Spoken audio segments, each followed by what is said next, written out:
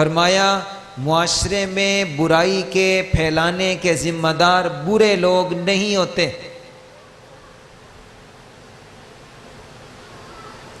معاشرے میں جب بھی برائی پھیلے گی برے لوگوں سے نہیں پھیلے گی، پھر کون ذمہ دار ہیں؟ فرمایا معاشرے میں جب بھی برائی پھیلے گی برے لوگوں سے نہیں پھیلے گی۔ الحمدللہ وحدہ والصلاة والسلام علی من لا نبی بعدہ، اما بعد فاعوذ باللہ من الشیطان الرجیم، بسم اللہ الرحمن الرحیم، اقرأ بسم ربک الذی خلق، خلق الانسان من علق، اقرأ وربک الاکرم، الذي علم بالقلم، علم الإنسان ما لم يعلم، وقال تعالى لقد من الله على المؤمنين إذ بعث فيهم رسولا من أنفسهم يتلو عليهم آياته ويزكيهم ويعلمهم الكتاب والحكمة وإن كانوا من قبل لفي ضلال مبين، وقال تعالى ومن يتق الله يجعل له مخرجا ويرزقه من حيث لا يحتسب، صدق الله العظيم۔ قال النبي صلى الله تعالى عليه وآله وسلم إن أولى الناس بي المتقون من كانوا وحيث كانوا، وقال عليه الصلاة والسلام اتق الله حيث كنت، وقال عليه الصلاة والسلام عليكم بالتقوى فإن التقوى ملاك الحسنات، او كما قال النبي صلى الله تعالى عليه وآله وسلم۔ سبحانك لا علم لنا إلا ما علمتنا إنك أنت العليم الحكيم، رب زدني علما وارزقني فهما، رب اشرح لي صدري ويسر لي أمري واحلل عقدة من لساني يفقه قولي۔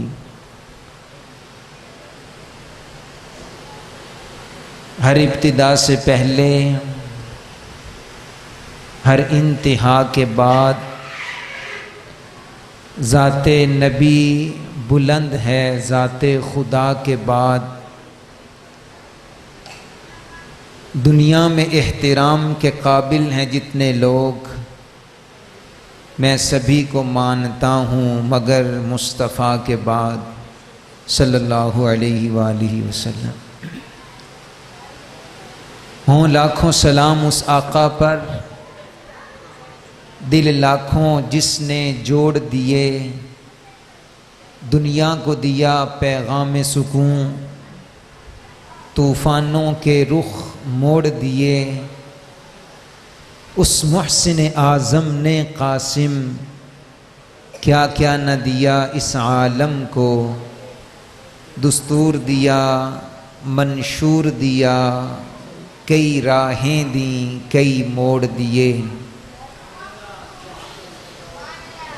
کچھ کفر نے فتنے پھیلائے، کچھ ظلم نے شعلے بھڑکائے، سینوں میں عداوت جاگ اٹھی، انسان سے انسان ٹکرائے، پامال کیا برباد کیا کمزور کو طاقت والوں نے جب ظلم و ستم حد سے گزرے تشریف محمد لے آئے صلی اللہ علیہ وسلم۔ دنیا بھی عطا کی، عقبہ بھی، مرنے کو شہادت فرمایا، جینے کے طریقے سمجھائے۔ حضرت چلے معراج پر، بلغ العلا بکمالہ، اندھیرا تھا سب اجالا ہوا، کشف الدجا بجمالہ، صفات ہیں ان کی سب ہی بھلی، حسنت جمیع خصالہ، پڑھیے مل کر درود ان پر، صلو علیہ وآلہ۔ درود شریف پڑھ لیں۔ اللہم صلی علی محمد وعلی آل محمد کما صلیت علی ابراہیم وعلی آل ابراہیم انک حمید مجید۔ اللہم بارک علی محمد وعلی آل محمد کما بارکت علی ابراہیم وعلی آل ابراہیم انک حمید مجید۔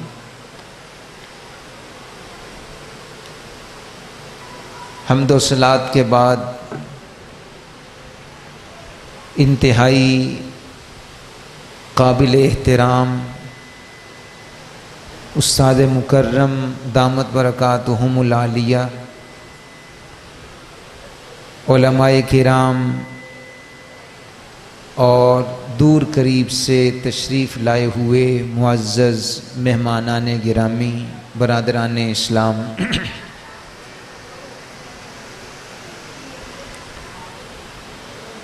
بچوں کی دستار بندی کے سلسلے میں یہ مختصر سا پروگرام ہے۔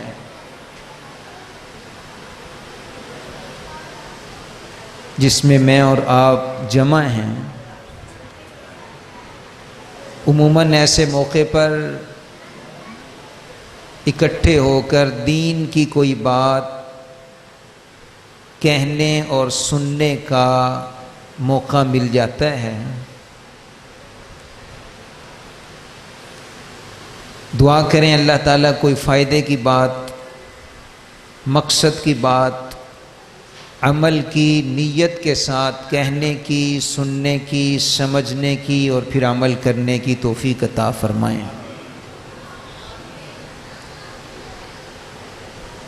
بچوں کے استاد قاری ظفر صاحب تشریف فرما ہیں، ان کو اور ان کی ٹیم کو مبارکباد بھی پیش کرتا ہوں۔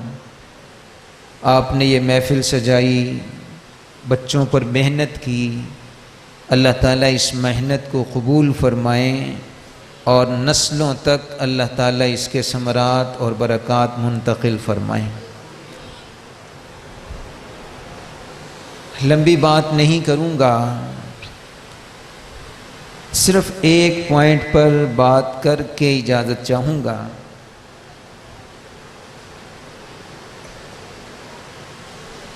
میرا عنوان ہے، میں گفتگو کرنا چاہتا ہوں ایک سوال کے ساتھ،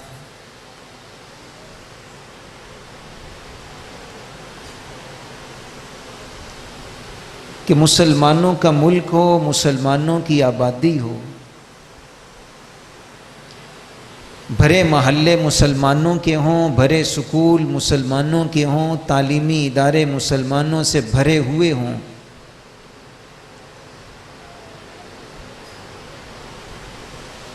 علماء کے بیانات بھی ہوں، محفلیں بھی ہوں، میلاد بھی ہوں، جلسے بھی ہوں، کانفرنسیں بھی ہوں، دین کی چہل پہل دیکھنے میں نظر بھی آ رہی ہو، اس سب کچھ کے باوجود بے دینی بڑھتی کیوں جا رہی ہے اور اس کا ذمہ دار کون ہے؟ حافظوں کی کوئی کمی نہیں، علماء کی کوئی کمی نہیں، مساجد میں نمازی بھی مل جاتے ہیں، محفل ہو، میلاد ہو، اجتماع ہو، ڈھیروں افراد پہنچ جاتے ہیں۔ سوال یہ ہے کہ اتنی محنت کے باوجود معاشرے میں بے دینی گھٹنے کی بجائے بڑھتی کیوں جا رہی ہے؟ آپ نوجوانوں کو دیکھنا چاہیں، لڑکوں کو لیں، لڑکیوں کو لیں، بڑوں کو لیں، پڑھے لکھوں کو لیں، ان پڑھ کو لیں، جس طبقے میں آپ نظر ڈال لیں، جو لیول، جو معیار ہمارا پہلے تھا اسلامی تہذیب کا، تمدن کا، بول چال کا، بھائی چارے کا، اخلاقیات کا، حیا کا، پردے کا، وہ اب نظر کیوں نہیں آتا؟ کم کیوں ہو رہا ہے؟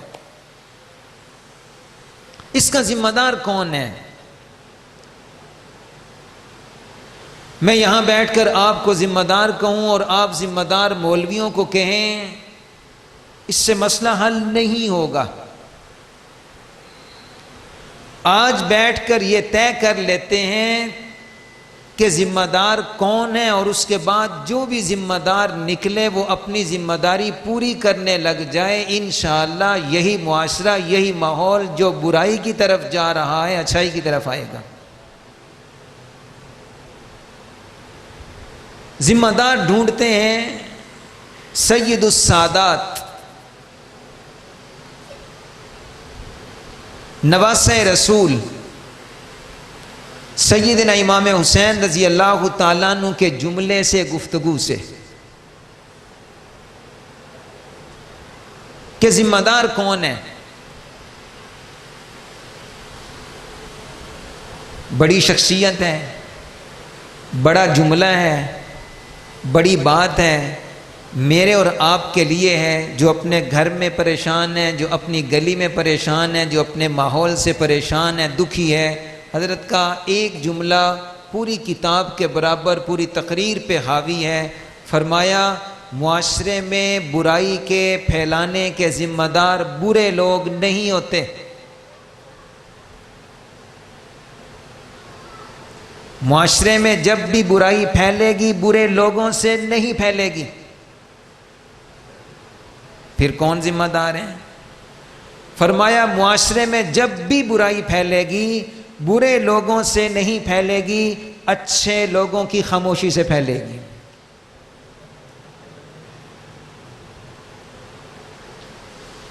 آپ باہر کی کسی برائی کا نام لے لیں، ابھی ربیع الاول کا مہینہ گزر رہا ہے، بڑی برکتوں والا مہینہ، بڑا مبارک مہینہ، بڑی سعادت والا مہینہ۔ نبی اکرم صلی اللہ علیہ وسلم کی پیدائش، آپ کی ہجرت، آپ کی وفات اسی ماہ میں ہوئی۔ بہت کچھ آپ نے اور میں نے دیکھا، بڑی محنتیں ہوئیں، اس کے باوجود مسجدوں میں نمازیوں کی تعداد میں اضافہ کتنا ہوا ہے؟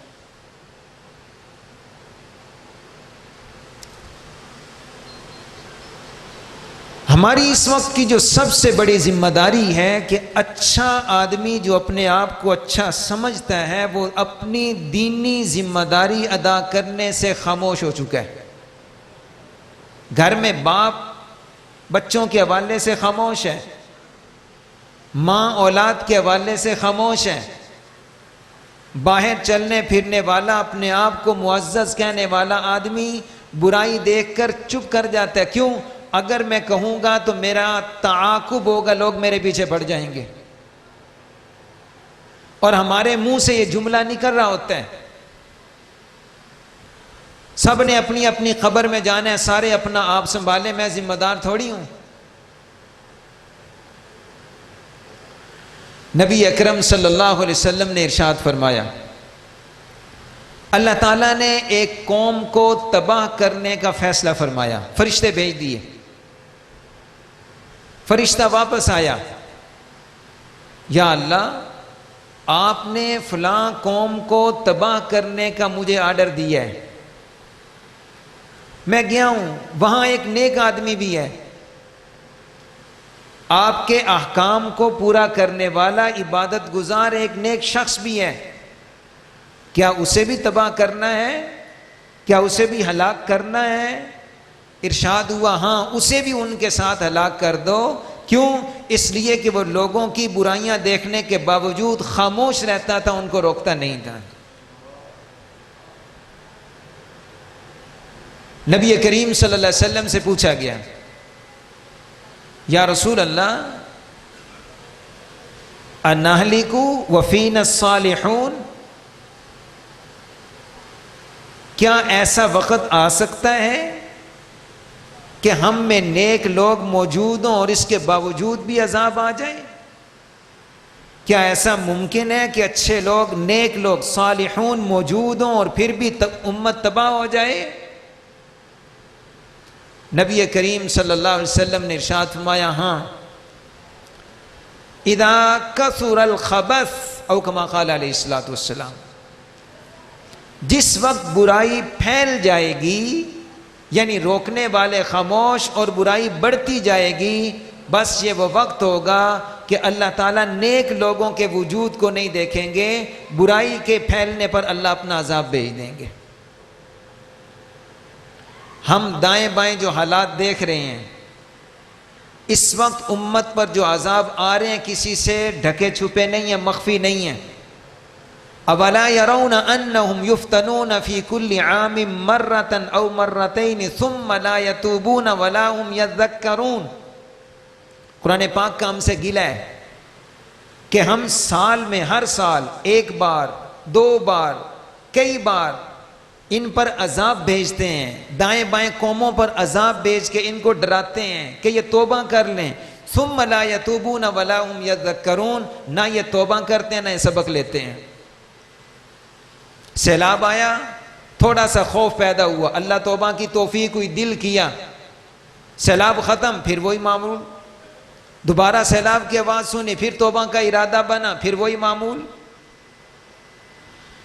نبی کریم صلی اللہ علیہ وسلم نے ذمہ داری ڈالی ہے ہم میں سے ہر شخص پر، جو گھر میں باپ ہے وہ ذمہ دار ہے، اپنے بچوں کو سنبھالے، ماں اپنی اولاد کی ذمہ دار، اپنے گھر کی نگہبان ہے،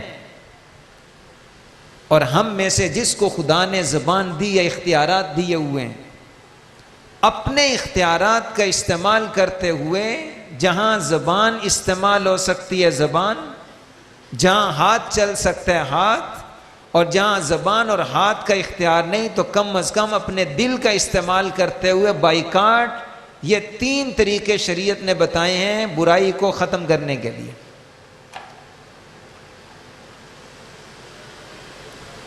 نبی کریم صلی اللہ علیہ وسلم حضرت معاذ بن جبل رضی اللہ تعالیٰ عنہ کو روانہ کر رہے تھے یمن۔ یمن روانہ کرتے وقت آپ نے حضرت معاذ کے ساتھ کچھ باتیں فرمائیں، کچھ نصیحتیں تھیں جاتے جاتے۔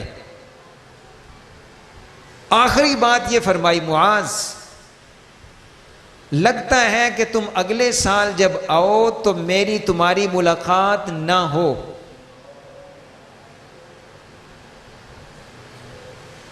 جا رہے ہیں، حضور بتا بھی رہے ہیں کہ آئندہ شاید ہماری ملاقات نہ ہو۔ میں آپ سے پوچھتا ہوں، ہم کسی حاجی کو، عمرہ کرنے والے کو ایئرپورٹ چھوڑنے کے لیے جائیں، ہمیں پھر بھی امید ہوتی ہے، انسان ہے، انشاءاللہ بھی کہتے ہیں جی انشاءاللہ ملاقات ہوگی، لیکن پھر بھی آنکھوں سے آنسو جاری ہوتے ہیں، یار پتہ نہیں دوبارہ ملاقات ہوگی کہ نہیں ہوگی، رو بھی رہے ہوتے ہیں، روانہ بھی کر رہے ہوتے ہیں۔ اور ادھر نبی کریم صلی اللہ علیہ وسلم اپنی زبان سے ارشاد فرما رہے ہیں کہ شاید اگلے سال ہماری ملاقات نہ ہو، تم آؤ تو تمہارا گزر میری قبر پر ہو۔ حضرت معاذ رضی اللہ تعالیٰ عنہ نے جب یہ بات سنی رونے لگ گئے، ادھر حضرت معاذ کی آنکھوں میں آنسو، ادھر نبی کریم صلی اللہ علیہ وسلم کی آنکھ میں آنسو۔ آپ صلی اللہ علیہ وسلم نے آنکھوں میں آنکھیں ڈالنے کے بجائے رخ دوسری طرف کر لیا، اپنی آنکھوں سے آنسو صاف کرنے لگے، اور پھر ایک جملہ ارشاد فرمایا، معاذ روتے کیوں ہو؟ دکھ کس بات کا ہے؟ اللہ کے رسول آپ جو فرما رہے ہیں کہ آئندہ سال ملاقات نہیں ہوگی، اس کا مطلب یہ ہماری آخری ملاقات ہے۔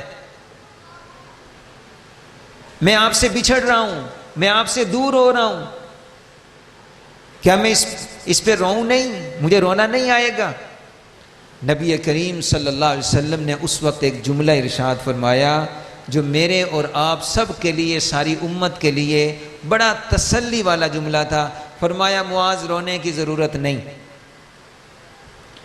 ان اول الناس بی المتقون من کانوا وحیث کانوا، او کما قال علیہ الصلوۃ والسلام۔ معاذ تم یمن میں ہوگے، میں مدینہ میں ہوں گا، فاصلہ بہت ہوگا، لیکن سنو، جو بھی جہاں بھی رہ کر میری محمد صلی اللہ علیہ وسلم کی اتباع کرتا ہوگا، میرے راستے پہ چلتا ہوگا، جہاں بھی ہوگا، جو بھی ہوگا، وہ مجھ سے دور نہیں، وہ میرے قریب سے قریب تر ہوگا۔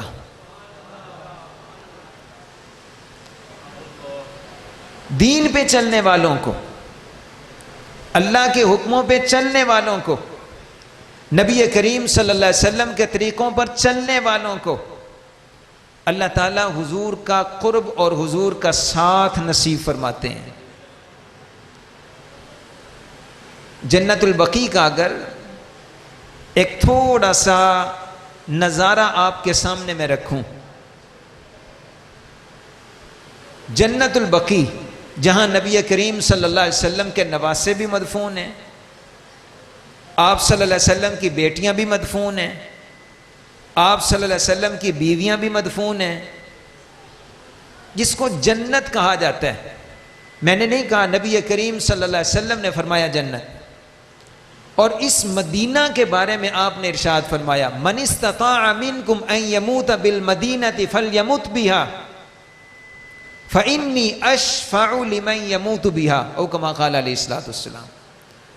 جس سے ہو سکے کہ مدینے پہنچ کے مر جائے، وہ مدینے ہی جا کے اللہ کے ہاں پہنچے، مدینے کی موت مانگا کرو۔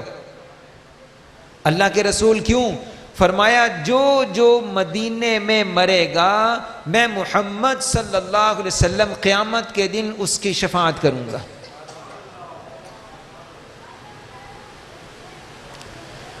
ہمارے اکابر میں، ہمارے بزرگوں میں، ہمارے بڑوں میں ایک لمبی لائن ہے جن کی وہاں الحمدللہ قبور موجود ہیں، صرف اتباع سنت، صرف شریعت پر چلنے کی وجہ سے۔ تھے وہ پاکستان کے، تھے وہ ہندوستان کے، تھے وہ بر صغیر کے، لیکن جہاں بھی تھے آخری وقت میں اللہ تعالیٰ نے ان کو اٹھایا، جنت البقیع میں محبوب کے قدموں میں سلا دیا۔ یہاں تو ہم صرف نعتیں ہی پڑھتے ہیں، صرف شوق ہی ظاہر کر سکتے ہیں کہ ہمیں بلا لو مدینے، اور بلکہ ہم ایک شعر بھی کہتے ہیں، محبوب کی محفل کو محبوب سجاتے ہیں، آتے ہیں وہی جن کو سرکار بلاتے ہیں۔ حضور علیہ الصلوۃ والسلام کی دعا، آپ کی اطاعت کی برکت سے وہ وہاں پہنچ جاتے ہیں۔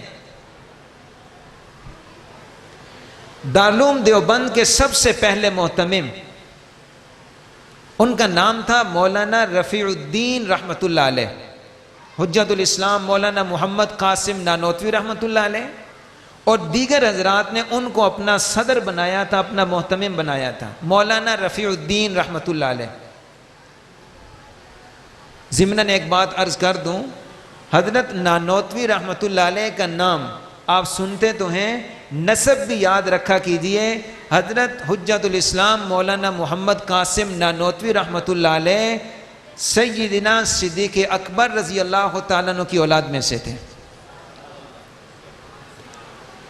حضرت خواجہ قمر الدین سیالوی رحمۃ اللہ علیہ فرمایا کرتے تھے کہ میرے لیے فخر کی بات ہے، اعزاز کی بات ہے کہ میری سند میں حجت الاسلام مولانا محمد قاسم نانوتوی کا نام، میرے حدیث کے اساتذہ میں ان کا نام موجود ہے۔ حضرت مولانا رفیع الدین صاحب رحمۃ اللہ علیہ جنت البقیع میں مدفون ہیں۔ وفات سے چند دن پہلے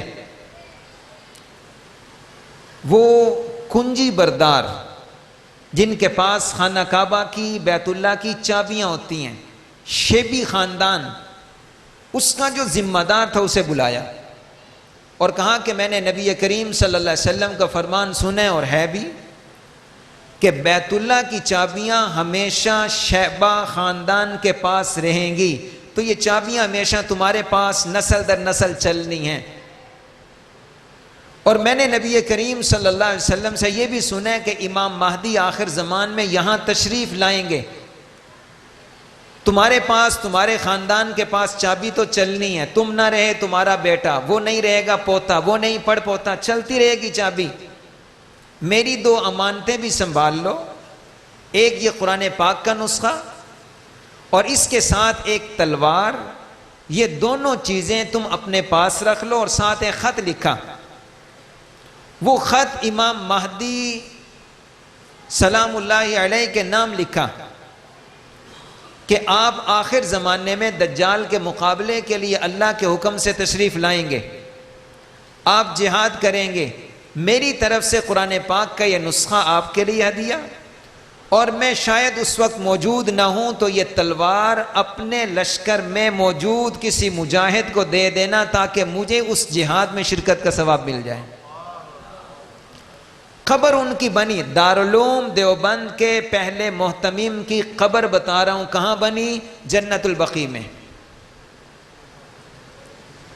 آپ نے نام سنا ہوگا، فضائل اعمال ہر مسجد کی کتاب ہے، تنقید کرنا، اعتراض کرنا آسان ہے، لیکن محنت کرنا اور کمال تک پہنچنا یہ آسان نہیں، بڑے مشکل جان جوکھوں کا کام ہے۔ فضائل اعمال لکھنے والوں کا نام کیا ہے بھائی؟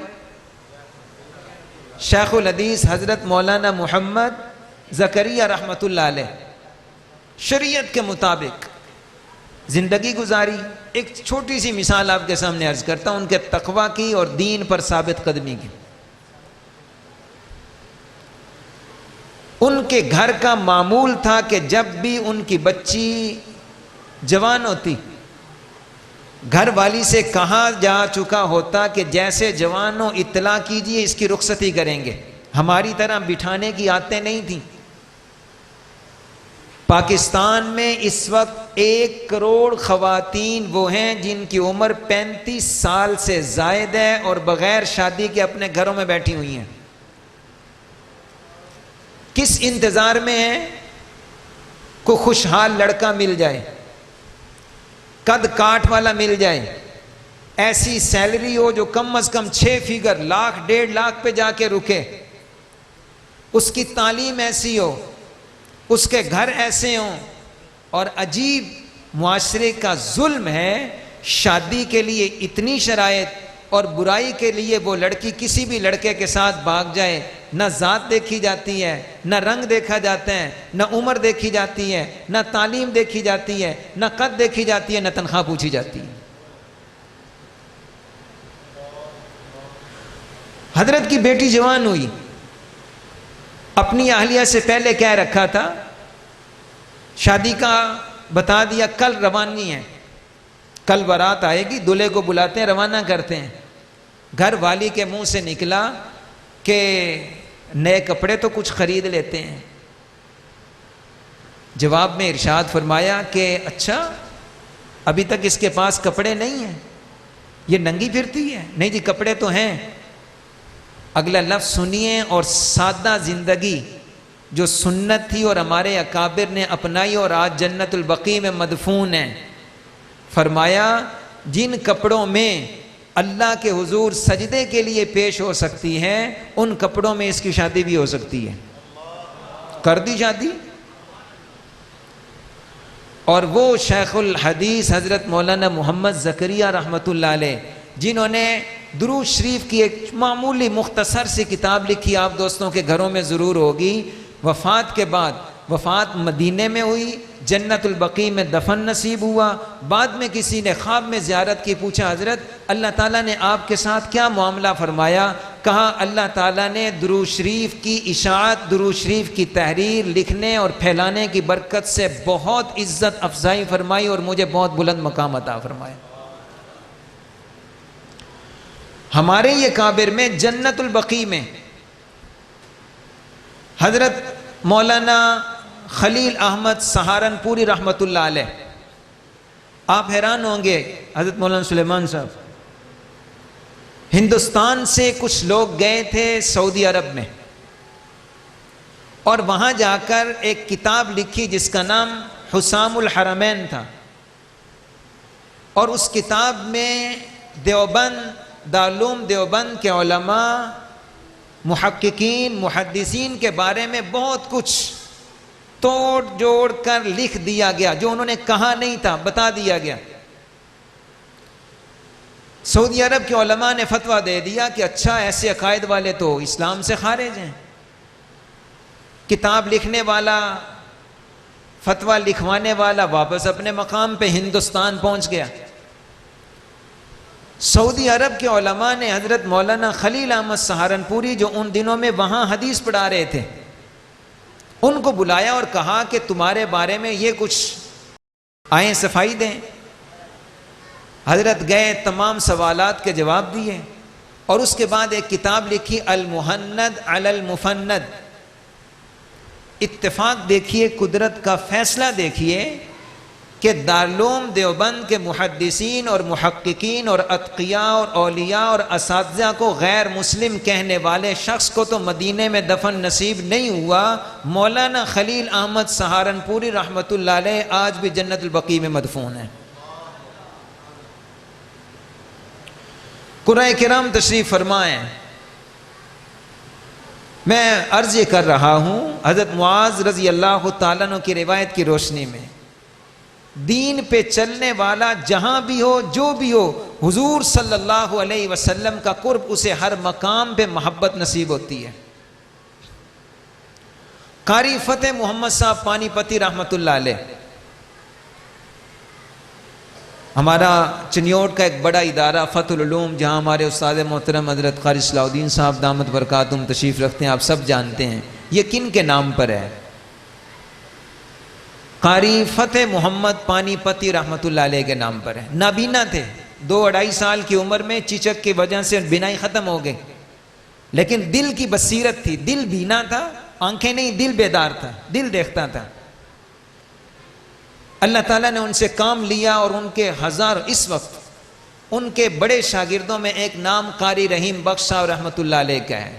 سلسلے کے دوست بیٹھے ہیں، ہمارے بر صغیر پاک و ہند میں نہیں، بلکہ ایک تجزیہ آپ کے سامنے رکھ رہا ہوں کہ پوری دنیا میں اس وقت قاری رحیم بخش صاحب رحمۃ اللہ علیہ اور ان کے استاد قاری فتح محمد صاحب پانی پتی رحمۃ اللہ علیہ کے شاگرد، شاگردوں کے شاگرد اور ان کے شاگرد، اس وقت سب سے زیادہ جس قاری کا سلسلہ پورے عالم میں پھیلا ہوا ہے وہ قاری فتح محمد صاحب پانی پتی ہیں رحمۃ اللہ علیہ۔ ان کا مزار کہاں ہے؟ ان کی قبر کہاں ہے؟ جنت البقیع میں۔ کن کے قدموں میں؟ امام مالک رحمۃ اللہ علیہ اور قرات کے بڑے قاری امام نافع رحمۃ اللہ علیہ کے قدموں میں حضرت قاری فتح محمد صاحب پانی پتی آرام فرما رہے ہیں۔ آپ نے نام سنا ہوگا حضرت مولانا سید حسین احمد مدنی رحمۃ اللہ علیہ کا۔ حضرت مدنی رحمۃ اللہ علیہ سلسلہ نسب نبی کریم صلی اللہ علیہ وسلم سے جا ملتا ہے۔ 17 یا 18 سال مسجد نبوی میں گنبد خضرا کے سائے میں بیٹھ کر حدیث پاک کا درس دیا ہے۔ ان کے خاندان کے 35 یا 40 افراد آج بھی جنت البقیع میں آرام فرما رہے ہیں۔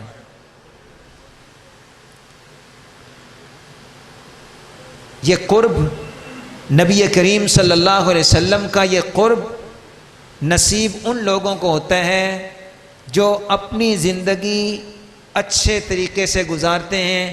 ایک اور نام پیش کروں گا، حضرت مولانا مظفر حسین کاندھلوی رحمۃ اللہ علیہ کا۔ بر صغیر کے ہیں، ہندوستان کے ہیں۔ قبر مبارک کہاں ہے؟ جنت البقیع میں ہے۔ اور تقوی کا یہ عالم تھا، اپنی زبان سے جو وعدہ کر لیا پورا کرنا ہے۔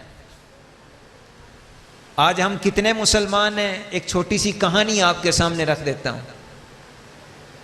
انڈیا کے ایک کالم نگار ہیں ڈاکٹر سید عبد القدوس ہاشمی۔ انہوں نے ایک دفعہ لکھا مضمون کہ میرے پاس میرے دفتر میں ایک عیسائی آیا اور آ کر کہنے لگا کہ ڈاکٹر صاحب مجھے اپنا قرآن تو دے دیں. میں نے غلاف میں پیک کیا, حوالے کیا, بڑا خوش ہوا. میں نے کہا یار یہ تو عیسائی ہے, قرآن پڑھنا چاہتا ہے, شاید ہدایت اللہ اس کو دے دیں. میں نے قرآن پاک بڑے ادب سے اس کے حوالے کیا.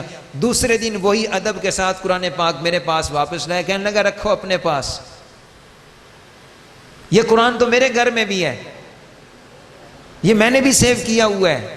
میں یہ نہیں مانگ رہا, میں یہ مانگ رہا ہوں کہ مجھے اس قرآن پر چلتا ہوا عمل کرتا ہوا کوئی مسلمان تو اپنا دکھا دو جس کو دیکھ کر میں کہوں کہ ہاں قرآن آج بھی انسانی شکل میں زندہ ہے.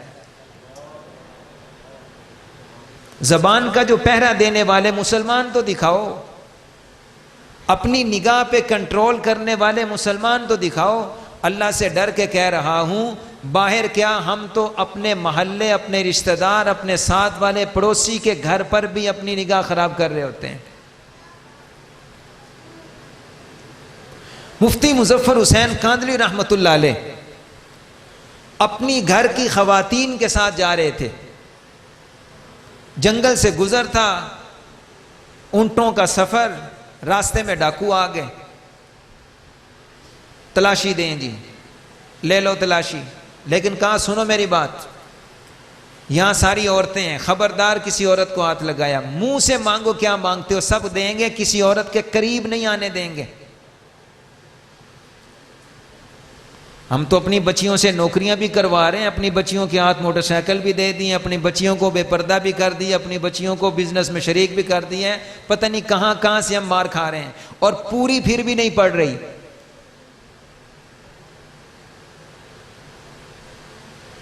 خبردار اگر ان عورتوں سے بات کی, ہاتھ لگایا, مانگو کیا مانگتے ہو, رات کا اندھیرا ہے. انہوں نے کہا صاحب آپ جانتے ہیں ہم پیسے لیتے ہیں, زیور لیتے ہیں, ان کے پاس جو کچھ ہے نکال کے ہمارے حوالے کر دو, ہم کچھ نہیں کہیں گے. مسلمانوں کی تعداد کم نہیں ہے بھائی, کلمہ پڑھنے والوں کی تعداد بہت زیادہ ہے. مسلمان حقیقی باعمل مسلمان کی تعداد کم ہے. ہمیں وہی بننا ہے جو رسالت مآب صلی اللہ علیہ وسلم میں بنانا چاہتے تھے. لو زیور چاہیے, پیسے چاہیے, ٹھہرو ادھر. گئے اپنی عورتوں کے پاس, بیوی بھی ہے, بیٹی بھی ہے, رشتہ دار خواتین بھی ہیں. کہا یہ ڈاکو لوگ ہیں, بدتمیز لوگ ہیں, یہ ہاتھ دسترازی بھی کر لیتے ہیں. میں ان سے ایک وعدہ کر کے آیا ہوں کہ تمہارے پاس جو زیور جو کچھ ہوگا ان کے حوالے ہم کر دیں گے. یہ کسی عورت کی طرف نگاہ اٹھا کر بھی نہیں دیکھیں گے, کسی عورت کی تلاشی نہیں لیں گے. لہذا تمہارے پاس جو زیور ہیں دو, میں وعدہ کر کے آیا ہوں, میں نے اپنی زبان دی ہے, پکا رہوں گا. پیسے زیور جو کچھ تھا اکٹھا کیا, جا کے ان کے حوالے کیا.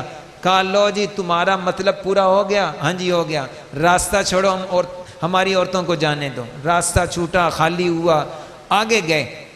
ڈاکو وہاں بیٹھ کے اپنے پیسے گن رہے ہیں, حضرت اپنے لشکر کے ساتھ اپنی عورتوں کے ساتھ آگے. کچھ آگے جا کر عورتیں جیسے باتیں کرتی ہیں. ایک عورت نے دوسری عورت کے کان میں کہہ دیا, شکر ہے میری بالیاں بچ گئی ہیں, شکر ہے میں نے بالیاں بچا لی ہیں.